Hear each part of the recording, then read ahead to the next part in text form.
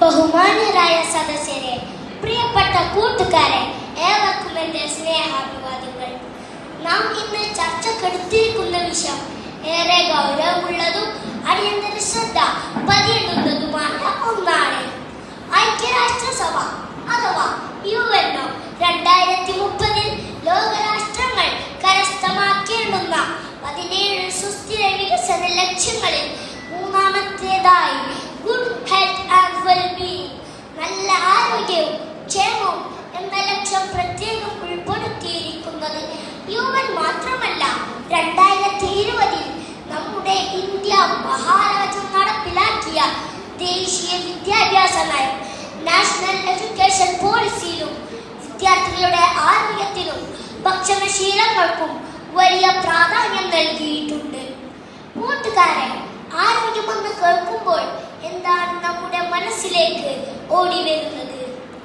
ഒത്ത ഉയരവും വണ്ണവുമുള്ള ഒരു ശരീരത്തിന്റെ ചിത്രമാണോ? എങ്കിൽ നമുക്ക് തെറ്റ് പറ്റിയിരിക്കുന്നു.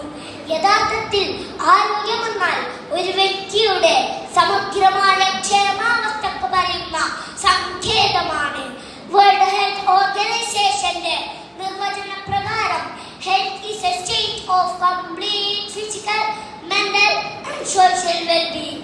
പ്രിയമുള്ളവരെ, ആരോഗ്യമുള്ള ശരീരവും മനസ്സും സാമൂഹിക അന്തരീക്ഷവും ഉണ്ടാക്കുന്നതിൽ പല ഘടകങ്ങൾക്കും പങ്കുണ്ട്.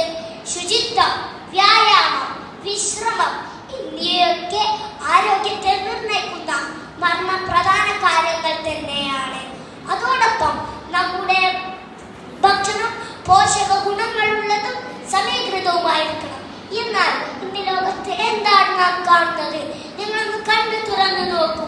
അനേകം രാജ്യങ്ങളിൽ പോഷകാഹാരം ആവശ്യത്തിന് ലഭിക്കാത്തതിനാൽ രോഗങ്ങളും പട്ടിണി മരണങ്ങളും സംഭവിച്ചുകൊണ്ടിരിക്കുന്നു. ആഫ്രിക്കയിലെ Niger, Congo, Ethiopia, Chad, Madagascar മുതലായ രാജ്യങ്ങളിൽ ശിശുമരണ നിരക്ക് നമ്മയൊക്കെ അമ്പരിപ്പിക്കുന്നു.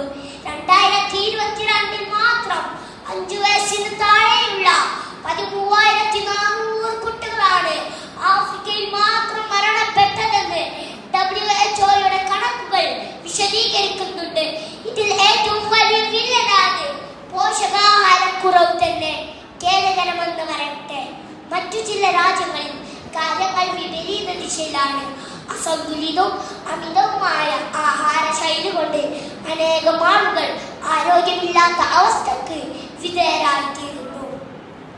വേൾഡ് ഹെൽത്ത് ഫെഡറേഷൻ നടത്തിയ പഠനത്തിന്റെ വെളിച്ചത്തിൽ യുനിസെഫ് പ്രസിദ്ധീകരിച്ച റിപ്പോർട്ട് അനുസരിച്ച് America, Tonga, Niue, Kuwait, Qatar തുടങ്ങി ഒട്ടനവധി രാജ്യങ്ങളിൽ ഒബസിറ്റി റേറ്റ് അഥവാ പൊണ്ണത്തടി നിരക്ക് വളരെ കൂടുതലാണ്.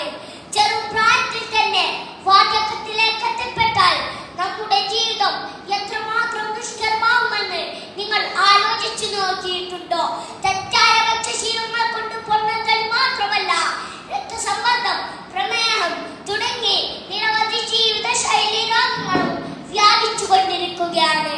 2021 നാഷണൽ ഫാമിലി ഹെൽത്ത് സർവേ പ്രകാരം ഇന്ത്യയിൽ 74.2 മില്യൺ ആളുകൾ പ്രമേഹബാധിതരാണ്. ചുരുക്കത്തിൽ സമൂഹത്തിന്റെ നിലനിൽപ്പിനെ ബാധിക്കുന്ന വില്ലനായി നമ്മുടെ ഭക്ഷണ സംസ്കാരം മാറിക്കൊണ്ടിരിക്കുകയാണ്. എന്നാൽ എന്താണ് പരിഹാരം?